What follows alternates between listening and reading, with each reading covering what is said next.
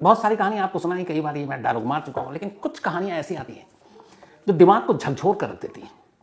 और as a crime reporter, मतलब crime reporter के तौर पर मैं खुद ऐसी कहानियाँ जब आती हैं तो मुझे लगता है कि कुछ नया है, कुछ अलग है, कुछ डिफरेंट है, तो थोड़ा सा जोश और बढ़ जाता है। अब ये अजीब बात है, लेकिन क्या कीजिएगा, पेशे की मजबूरी है। कल रात से खबर आ रही थी मेरठ से, और वो जैसे जैसे फिर पूरी डिटेल हुई, डिटेल में वो बातें हुई, और फिर उस खबर की गहराई में गया, और उसके बाद जब सच्चाई सामने आई तो दिमाग घूम गया। मुझे लगा कि वाकई क्या कुछ हो सकता है इस दुनिया में। मेरठ के सिटी एसपी हैं मिस्टर आयुष, फिर उनसे मेरी आज बात हुई, लंबी बात हुई, और जो उन्होंने डिटेल बताई ना, चौंकाने वाली डिटेल। एक अजीब कहानी है। इस कहानी की शुरुआत होती है इस ड्रम से। ये नीले रंग का प्लास्टिक का ड्रम है। आमतौर पर लोग घरों में पानी रखने के लिए इस ड्रम का इस्तेमाल करते हैं। इस ड्रम को पहले एक घर से निकाला गया, वो घर ये है। फिर इसके बाद इसको एक टेम्पो में डाला गया, टेम्पो से ये ड्रम सरकारी मुर्दा घर ले जाया गया। अब ड्रम बहुत ज़्यादा भारी, न टूट रहा था न खुल रहा था। पुलिस वाले की मजबूरी, मैकेनिक को बुलाया, फिर मशीनें मंगाई गई, और आखिरकार सरकारी मुर्दा घर के एक कंपाउंड के अंदर इस ड्रम को काटा गया। जब काटा गया तो अंदर सीमेंट जमा हुआ था। फिर उन सीमेंट के टुकड़ों को काटा गया। जब उनको काटा गया तो फिर 3 टुकड़ों में सौरभ नाम का एक नौजवान, जिसकी उम्र 29 साल है, वो उस ड्रम से बाहर आता है 3 टुकड़ों में। अब ये पूरी जो कहानी है, कुकर में, फ्रिज में, तमाम लाशों की आपने कहानियां सुनी अलग अलग तरीके की, ये ड्रम वाली कहानी है। इस कहानी के पीछे की साजिश और इस कहानी में एक अंधविश्वासी की एंट्री इस कहानी को अजीब बना देती है। खुद आज जब मेरठ पुलिस के एसपी सिटी प्रेस कॉन्फ्रेंस कर रहे थे तो ऐसा लग रहा था कि वाकई वो कोई कहानी सुना रहे हो। इस कहानी के कुल 3 किरदार हैं। एक पति है, एक पत्नी है और एक प्रेमी है, और गलती से प्रेमी अंधविश्वासी है। कहानी की शुरुआत होती है 2016 से। 2016 सौरभ नाम का एक शख्स नेवी, मर्चेंट नेवी में था, मेरठ में रहा करता था।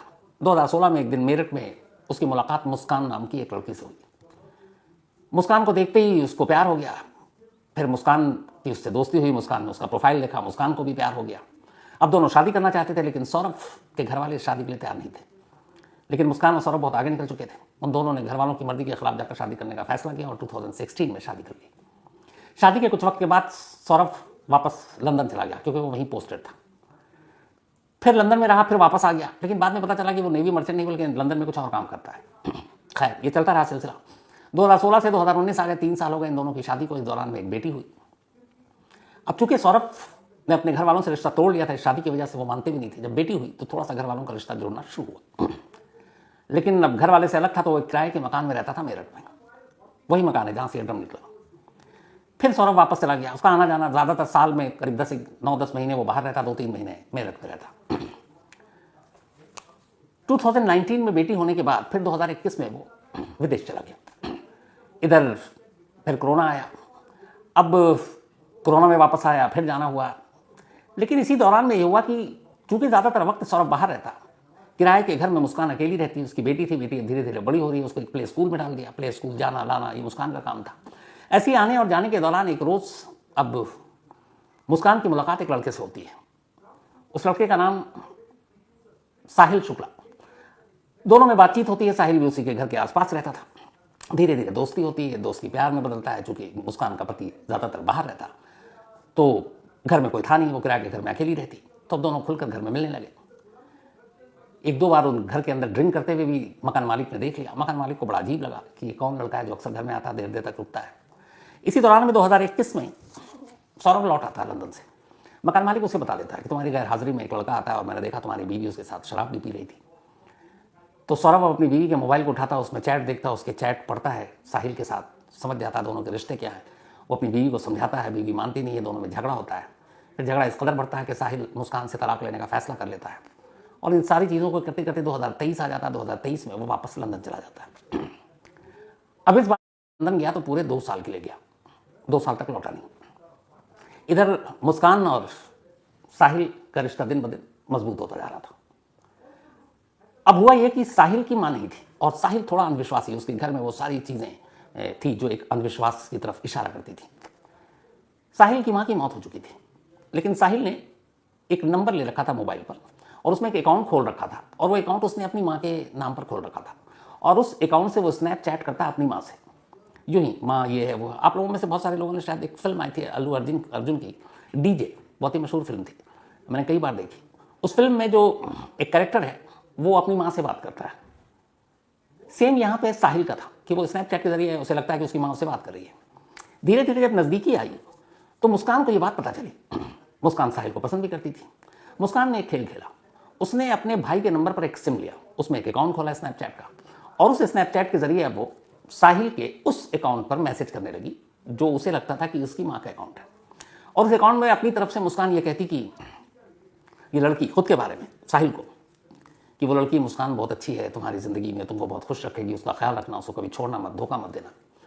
अब ये सारे चैट पढ़ के उधर, चूंकि वो अंधविश्वास का मारा साहिल, उसे लगता कि ये माँ उससे बातें कर रही है और माँ उसे बता रही है मुस्कान के बारे में। तो ये सारी बातें सुनकर माँ की तरफ से उसको मुस्कान से और भी ज़्यादा प्यार हो गया।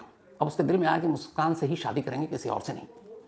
इधर साहिल की वजह से लड़कर सौरभ लंदन जा चुका था। स्नैपचैट ने उनको और करीब कर दिया था।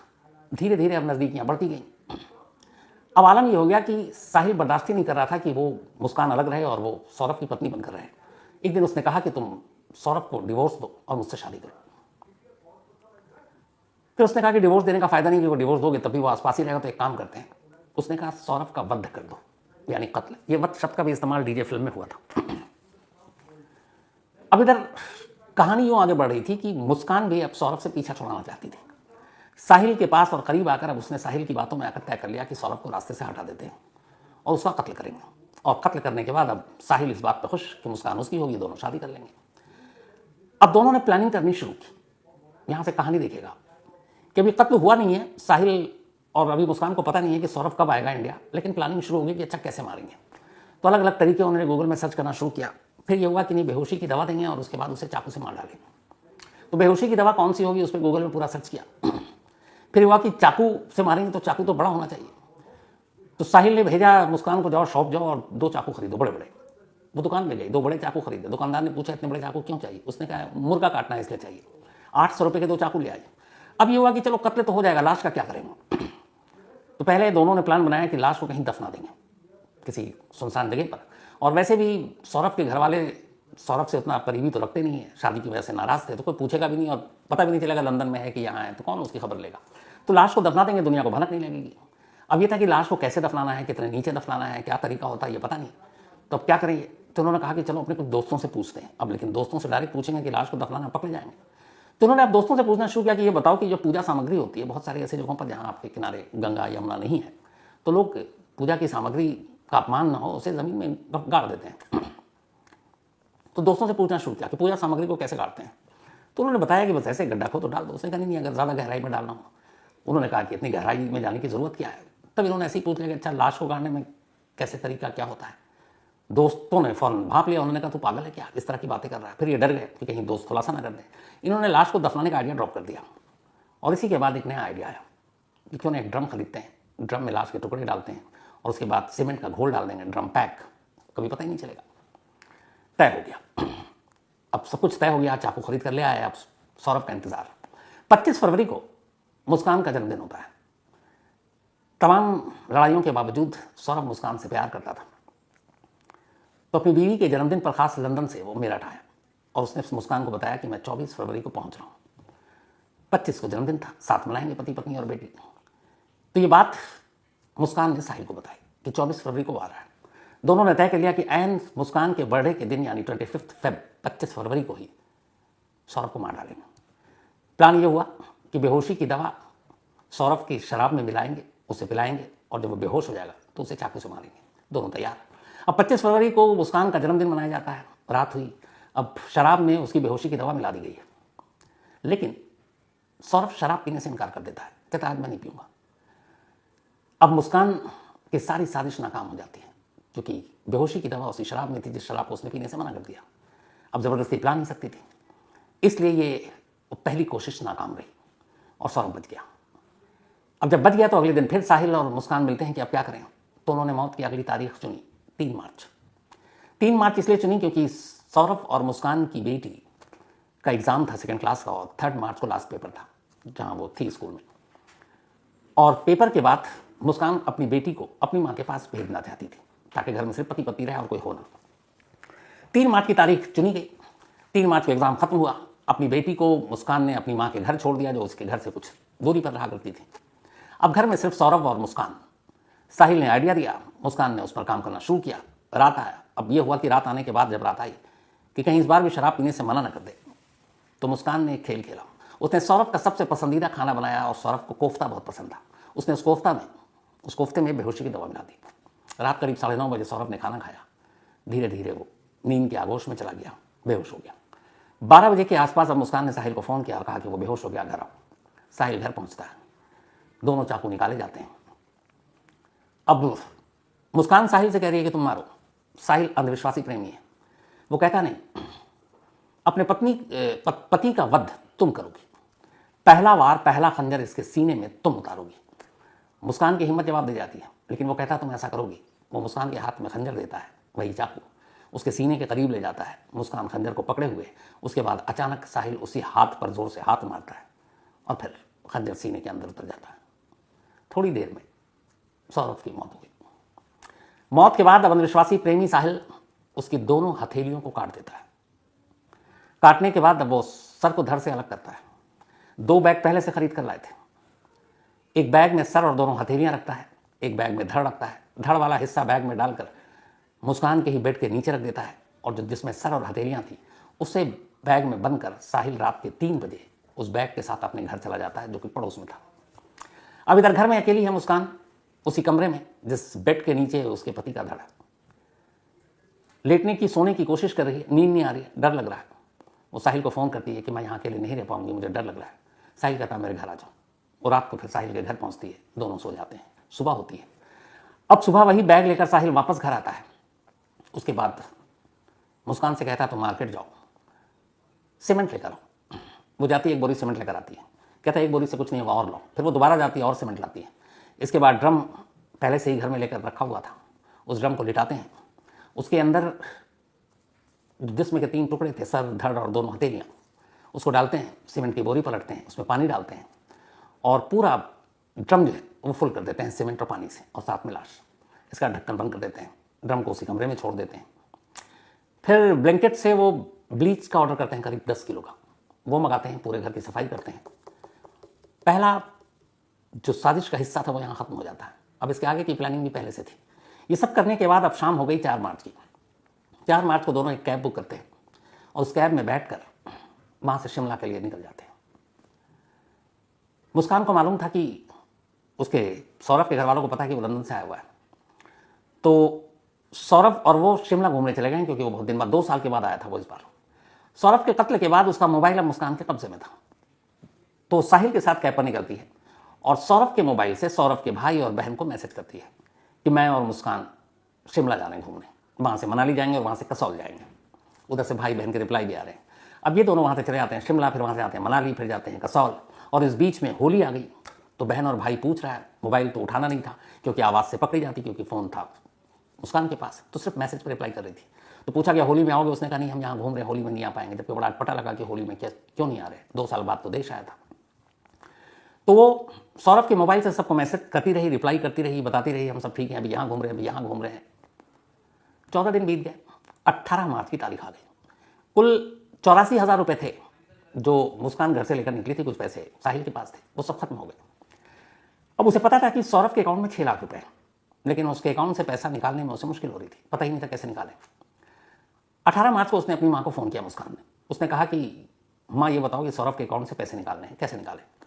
माँ चौंकी। उसने कहा कि जब सौरभ तेरे साथ है, तुम लोग शिमला मनाली साथ घूम रहे हो, तो पैसा निकालने का तरीका मुझसे क्यों पूछ रही हो? तुम्हें पैसे की ज़रूरत क्या हो तो सौरभ से मांग लो, सौरभ से पूछो कैसे निकालना है।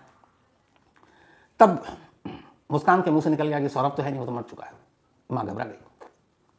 ये बात वो छुपा सकती थी, लेकिन उसे लगा कुछ गड़बड़ है, क्योंकि होली पर भी नहीं आई, बेटी यहाँ छोड़ कर गई हुई है, और पहले रिश्ते के बारे में और डिवोर्स के बारे में भी उन्हें मालूम था कि ये गड़बड़ चल रहा है। तो माँ बाप पुलिस स्टेशन पहुँच गए मुस्कान के अपने, और जाकर कहा कि ऐसी ऐसी बात है और मेरी बेटी ने ये बताया, और वो 14 दिनों से घर पर भी नहीं है। इस दौरान में पैसे थे नहीं। इत्तेफाक से 18 मार्च को ही मुस्कान साहिल के साथ घर लौट आई। इधर घर लौटती है, उधर पुलिस आती है, घर के अंदर दाखिल होती है। घर के अंदर एक ड्रम था, ड्रम इतना भारी कि पुलिस को शक होता है। तब तक ये सारी बातें सुनकर सौरभ का भाई भी वहाँ पहुँच चुका था। इन दोनों से पूछताछ होती है, ड्रम को तोड़ने की कोशिश होती है, खोलने की कोशिश होती है, नाकाम होते हैं। फिर पुलिस वाले टेम्पो बुलाते हैं, उसमें ड्रम को रखते हैं और मुर्दा कर ले जाते हैं पोस्टमार्टम के लिए, ताकि पहले ड्रम खुले। फिर मैकेनिक को बुलाते हैं, मैकेनिक ड्रम को काटता है, फिर पत्थरों को तोड़ता है, क्योंकि वो सीमेंट के घोल से बिल्कुल सख्त हो चुका था। और फिर अंदर से लाश के टुकड़े मिलते हैं, 2 हथेलियाँ, एक सर और एक धड़, दोनों पैर। जब ये सारी चीज़ें सामने आ गई तो फिर मुस्कान ने और साहिल ने अपना जुर्म कबूल कर लिया। साहिल का ये कहना था कि उसने ये सब कुछ इसलिए किया क्योंकि मुस्कान को वो पसंद करता था और मुस्कान को उसकी माँ भी पसंद करती थी। वो माँ जो इस दुनिया में नहीं है, जो दिमागी तौर पे वो सोचता था बात करती है, और उसको भड़काने में उस मुस्कान का भी हाथ था, जो उसको चैट करके ये बताती थी माँ बनकर उसकी कि ये लड़की अच्छी है, तुम्हें खुश रखेगी। और वो अंधविश्वासी साहिल इन सारी चीज़ों में आ गया और उसे लगा कि बस ज़िंदगी यही है, इसी से शादी करेंगे। तो इसीलिए उसने सीधे सीधे कहा कि वध करोगे। और वहमी था, अंधविश्वासी था, तो उसे लगा कि अगर पत्नी मारेगी तो फिर ये सारी चीज़ें नॉर्मल हो जाएंगी। दोनों हथेलियाँ भी इसलिए काटा कि उसके हिसाब से दोनों हथेलियों को काटने से जो किस्मत लकीरें हैं, वो सारी चीज़ें जो बाद में शराब पाप बन सकती हैं, वो भी नहीं होगी। तो ये सारी चीज़ों उसने किया। लेकिन इस कहानी का क्लाइमेक्स जानते क्या है? तो पुलिस ने पूछताछ की तो जुर्म तो कबूल कर लिया दोनों ने। मुस्कान से पूछा कि तुम्हारा पति तो तुम्हें डिवोर्स देना चाहता था, तुम आसानी से उससे तलाक ले सकती थी, और तलाक लेकर तुम साहिल से शादी कर सकती थी, तो फिर कत्ल क्यों? मुस्कान ने कहा, मैं साहिल से कभी शादी नहीं करना चाहती थी और मैं कभी करती, बस एक साथी के तौर पर मुझे पसंद था और मैं उसके साथ अच्छा वक्त गुजार रही थी। साहिल से पूछा गया तुमने ये कत्ल क्यों किया? उसने कहा अगर सौरभ रहता तो फिर उसकी ज़िंदगी नर्क रहती, क्योंकि वो मुस्कान से शादी करता और वो तंग करता।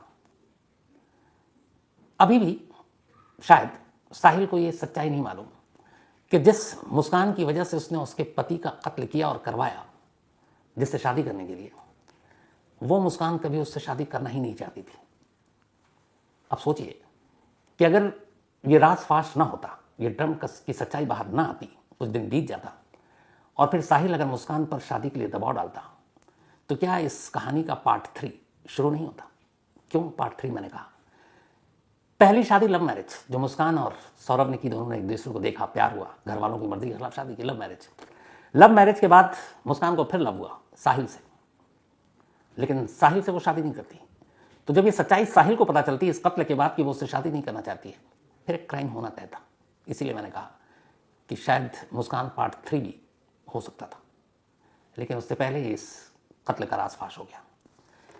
क्या क्या दिमाग लगाया और क्या कुछ किया और हाथ क्या आया, दोनों के जिंदगी भर की कैद, सलाखें। और उस मासूम बच्ची का क्या, जो सौरभ और सोनिया की थी। बाप का साया माँ ने छीन लिया, माँ कानून की गुनहगार, 4 दीवारी के पीछे उम्र भर, और वो यतीम हो गई एक झटके में। इसीलिए कहते हैं बुरे काम का हमेशा बुरा नतीजा होता है। लेकिन काश क्राइम करने से पहले अगर हर कोई ये सोच ले, क्राइम रेट अचानक गिर जाए, लेकिन सोचेगा कौन? तो ये थी आज की कहानी।